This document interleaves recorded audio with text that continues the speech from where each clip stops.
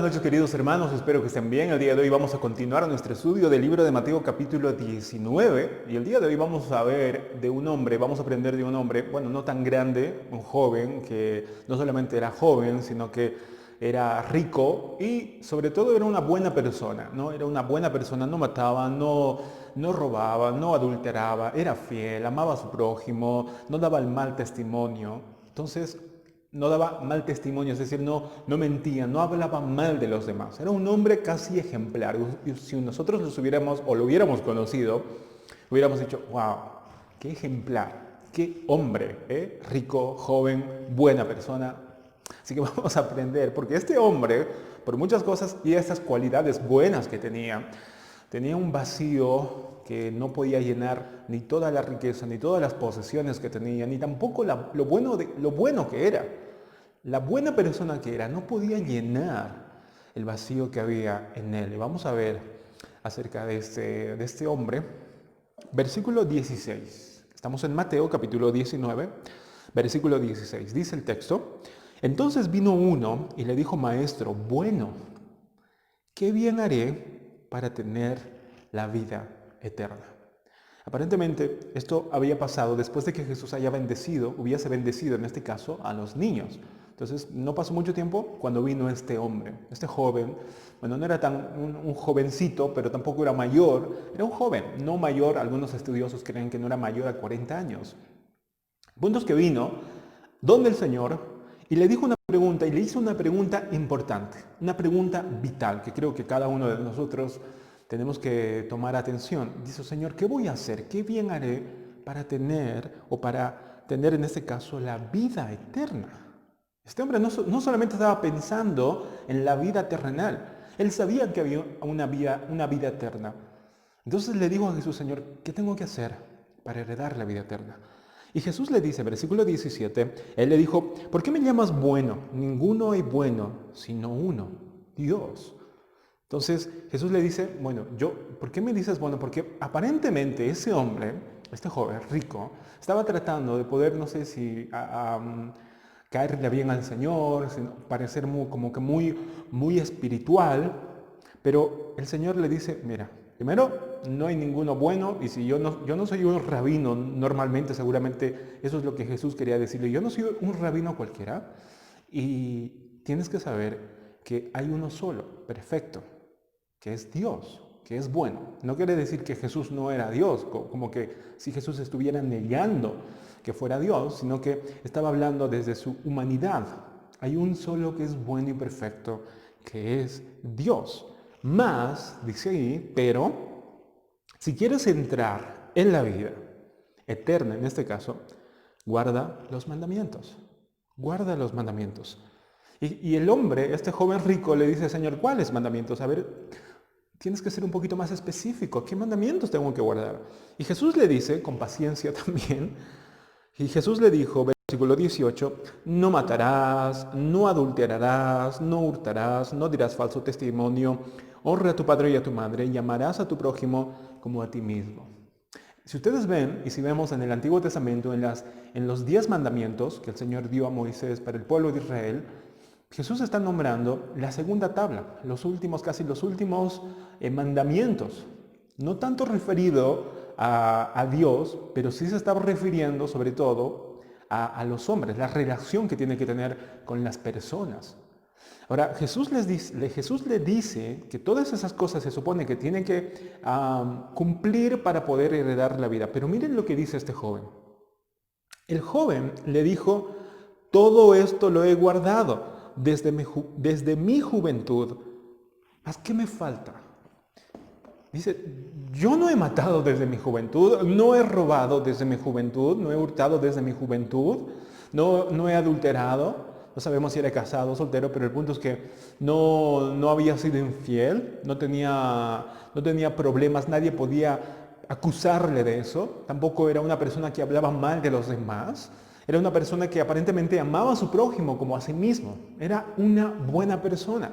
Pero a pesar de todo eso, este hombre, este joven, dice: ¿qué más tengo que hacer? Porque hay algo en mí que no me deja tranquilo. Había una intranquilidad en él que hacía que buscara algo más, algo le faltaba. Algo le faltaba a este hombre, por muchas posesiones que tenía y por muy buena persona que hubiera sido. ¿Qué me falta, Señor? ¿Qué me falta? Y esa es una de las cosas que cada uno de nosotros hemos experimentado antes de conocer al Señor.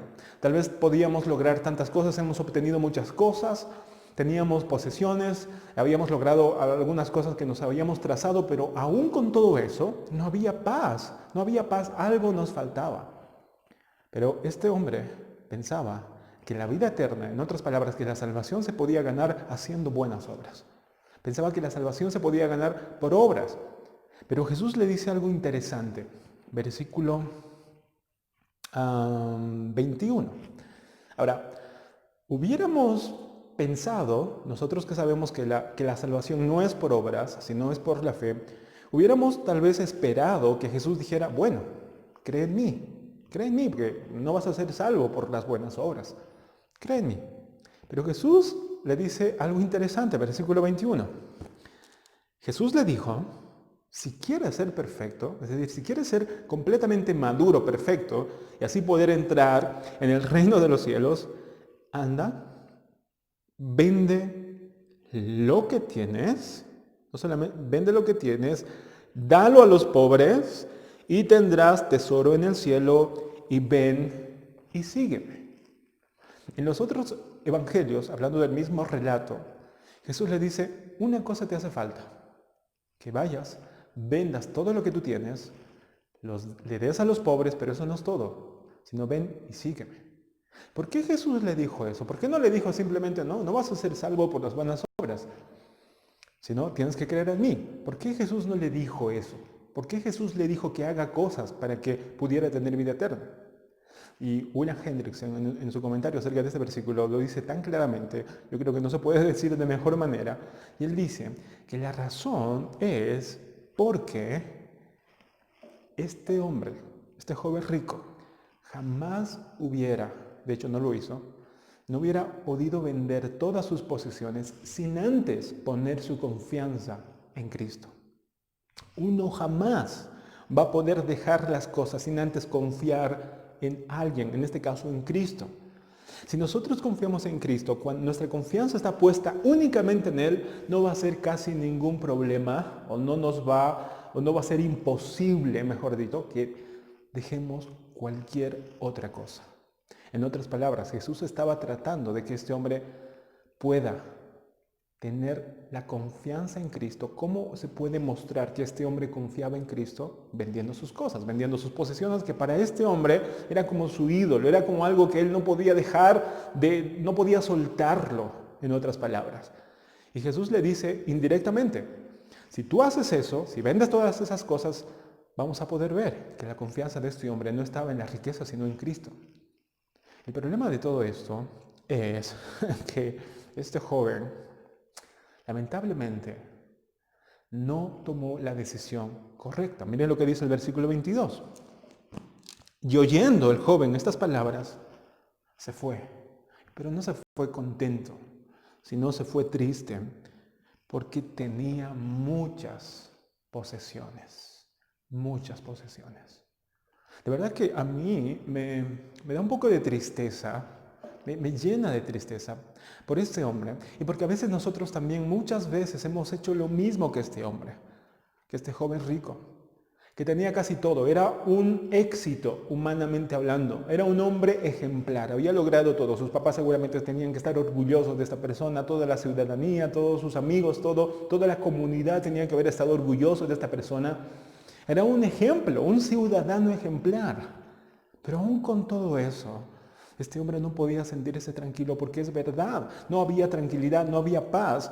Porque la única manera de que todo tenga sentido, las riquezas, todo lo que tengamos, la única forma que tenga sentido todas esas cosas es teniendo al creador de todas esas cosas en nosotros. Y que nuestra confianza no esté en las bendiciones, sino en aquel que da esas bendiciones.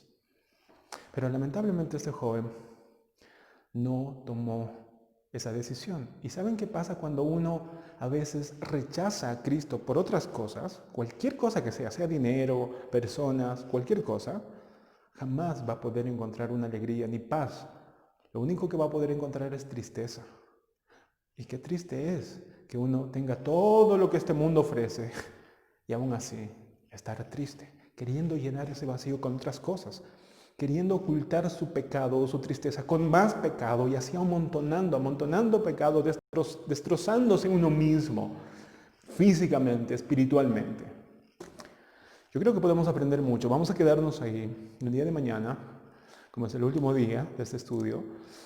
Vamos a seguir hablando acerca de lo que este hombre hizo y las repercusiones en los discípulos de lo que este hombre hizo. Pero antes de terminar, como siempre quisiera que podamos pensar y meditar en dos cosas. En primer lugar, que podamos aprender algo muy importante, que cuando uno está expuesto a la palabra de Dios a temprana edad, ¿se acuerdan que ayer hemos estado hablando de los niños, que cuán importante es que ellos conozcan al Señor, a Cristo, desde su niñez, para que así podamos evitar que cometan y que caigan en tantos pecados que generalmente mucha juventud, muchos de nosotros en nuestra juventud hemos caído?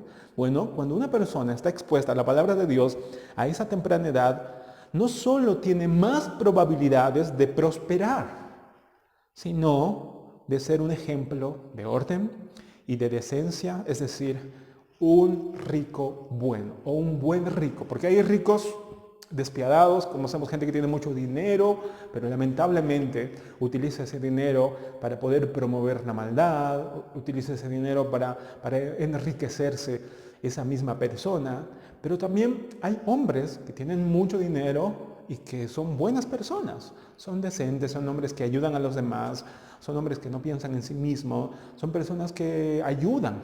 Y también hemos conocido y conocemos a gente del Señor, hermanos nuestros cristianos, que también Dios los bendijo con muchas posesiones y ayudan a las misiones, ayudan a la iglesia, ayudan a la ciudadanía, etc.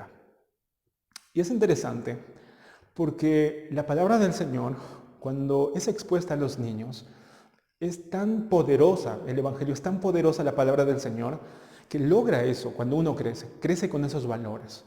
Entonces una persona que conoce a Cristo desde pequeño empieza ya no preocuparse tanto en sí mismo, pero tampoco no es un flojo, es decir, no es una persona perezosa.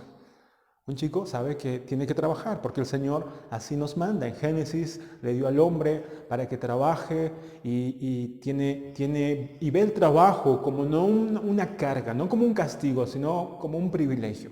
Como Jesús decía, mi padre trabaja hasta ahora, yo también trabajo. Entonces ese muchacho, ese niño o esa niña va a crecer con ese deseo de seguir trabajando. Y como está trabajando y como está creciendo con los principios que la palabra del Señor nos enseña, pues no va a pensar tanto en sí mismo, sino va a pensar en los demás, de manera que lo que gane por su trabajo va a empezar a ahorrar todo ese dinero, y mientras más ahorre va a empezar a invertir y así poco a poco va a empezar a crecer. De hecho, en economía, por ejemplo, cuando uno estudia economía, hay un economista que es muy estudiado en economía, que creo que se llama Max Weber.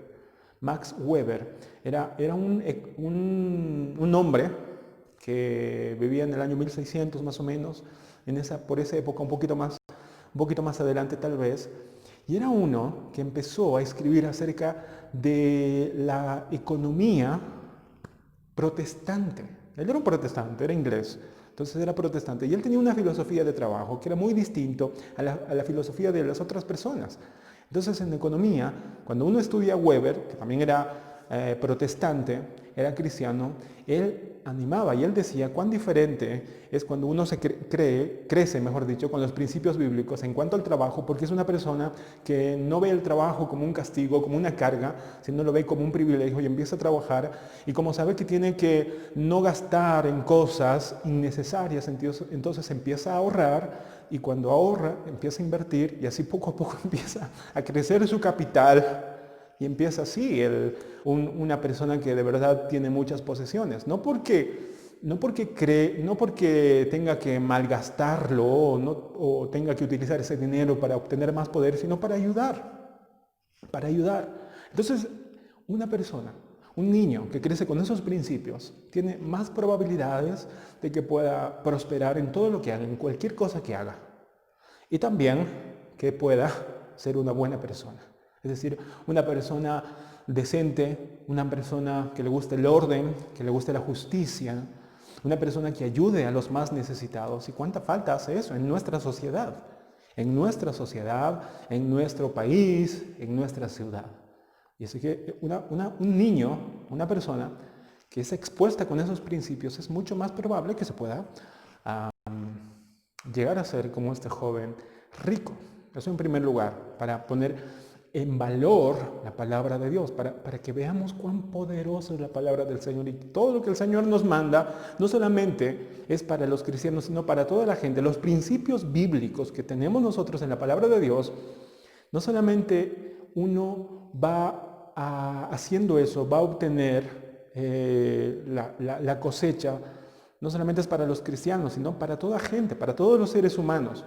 Si uno pone en práctica lo que el Señor habla aquí, acerca de la honestidad, acerca del trabajo, por ejemplo, Proverbios es un buen libro para todos aquellos que tal vez trabajen, emprendan algo, cómo se tienen que relacionar. Hay un pasaje en Proverbios que a mí siempre me llamó la atención, que dice, el que es bueno en su trabajo, dice Proverbios, no me acuerdo en qué capítulo, pero dice, el que es bueno en su trabajo o el que es excelente en su trabajo va a estar delante de los reyes, nunca estará ante los de baja condición.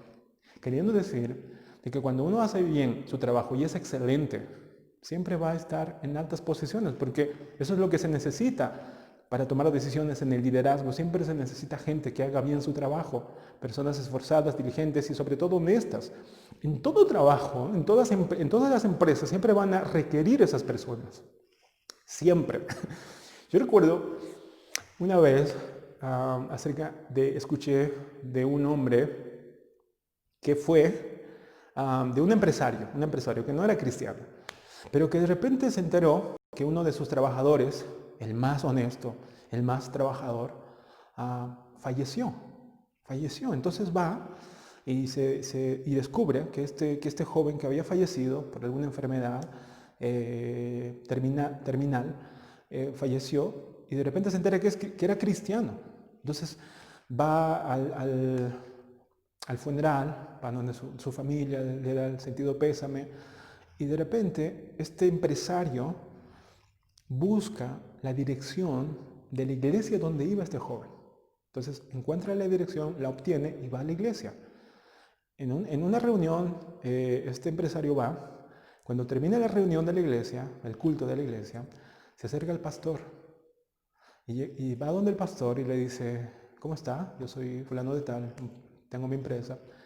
Y uno de mis trabajadores, dice el empresario, sé que asistía a esta iglesia. Y el pastor le dice, sí, de verdad que es una lamentable pérdida. Y bueno, hablan acerca de lo difícil que ha sido para su familia y también para la iglesia enfrentar esa pérdida de este joven.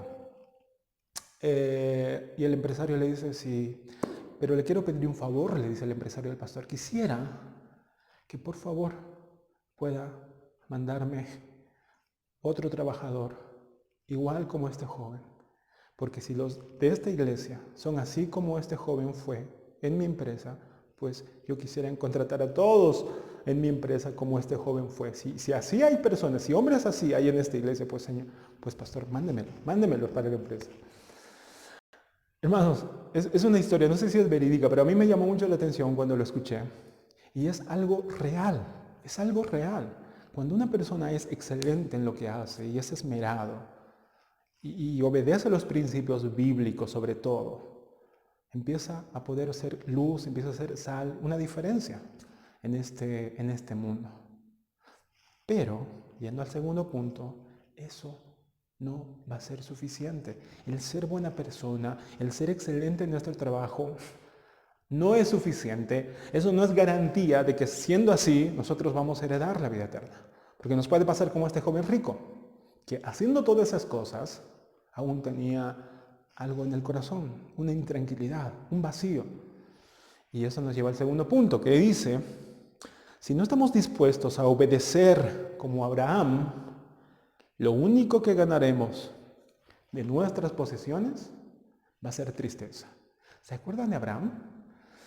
En su comentario, Hendrickson me sorprendió mucho que comparar a este joven rico con Abraham. Y tiene mucha razón, porque Abraham fue uno de los hombres que ha sido probado de una manera impresionante. Dios le dijo a Abraham que no sacrificara solamente sus riquezas, porque Abraham también era rico, era un hombre rico. Dios no le pidió que Abraham sacrificara solamente sus riquezas, le pidió algo más importante para Abraham, que era su hijo. Dios le dijo a Abraham, dame a tu hijo, dame a tu hijo. Y miren la fe de Abraham.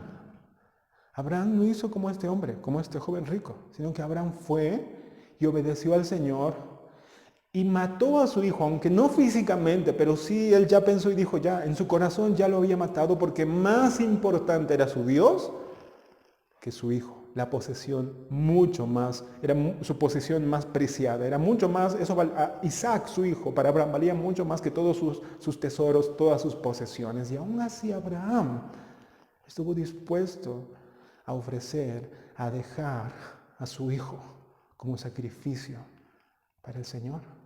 ¡Wow! Y miren la diferencia con este joven rico, que también era rico. Pero Jesús no le pidió su familia o un hijo, si es que tal vez tendría hijos este joven rico. Le dijo, vende tus riquezas, que era algo menor a comparación de un hijo, era algo menor. Pero aún así este joven dice que se puso triste y se fue, porque no estuvo dispuesto a sacrificar todas sus posesiones por causa de Cristo. ¿Y qué pasa cuando sucede eso? La tristeza invade nuestro corazón completamente. Yo no sé qué habrá sido la vida de este joven rico, no lo sabemos. Pero si no se arrepintió más adelante y se terminó así su vida, no nos queremos imaginar cómo terminó la vida de este joven. Y espero, hermanos, que ese no sea nuestro destino, sino que cada uno de nosotros podamos estar dispuestos a sacrificar lo que el Señor requiera. ¿Por qué? Porque el Señor es más valioso que todos los tesoros juntos de este mundo. Él es más valioso, de verdad es mucho más valioso, incluso que todas las personas amadas por nosotros juntas en este mundo. Él es mucho más valioso, el tesoro más precioso tiene que ser cada día para nosotros. Él nunca nos va a pedir algo para dañarnos a nosotros. Él nunca quiere el mal de nosotros. Lo único que quiere de nosotros es el bien. Por eso Él nuestro Padre mandó a su Hijo para que muriera por nosotros. Nunca debemos de dudar que el Señor, cualquier cosa que haga, va a ser para dañarnos. Al contrario, va a ser para fortalecernos, para refinarnos, para probarnos, para perfeccionarnos. Pero si no estamos dispuestos a sacrificar todas las cosas que a veces nosotros apreciamos en este mundo por nuestro Señor, muy difícilmente va a haber gozo en nuestras vidas. Porque Dios puede permitir y puede decir, bueno, ¿quieres quedarte con tus posesiones? ¿Quieres quedarte con aquellas cosas por las que me estás cambiando? Y el Señor a veces nos deja. Dices, ok, quédate con tus dioses, como le dijo al pueblo de Israel. Quédense con sus dioses. ¿Y saben qué pasa después? La peor tristeza, la peor miseria empieza a invadir los corazones de aquellos que cambian a Dios por las posesiones, por otras cosas. Jamás vamos a encontrar gozo en las riquezas, verdadero gozo. Puede que encontremos satisfacción, momentos de alegría, pero un gozo de verdad, jamás, por todo el oro del mundo, jamás vamos a encontrar la alegría, el gozo que necesitamos. Y aunque tengamos a las personas que queremos tener o a la persona que queremos tener desconectado con Dios, o sea, cambiando a Dios por esa persona o por las personas, aunque tengamos a esas personas, jamás va a llenar nuestra vida. Por eso es mucho mejor hacer lo que Abraham hizo. Si el Señor nos pide poder estar dispuesto a decir, Señor, nada va a ser superior a ti.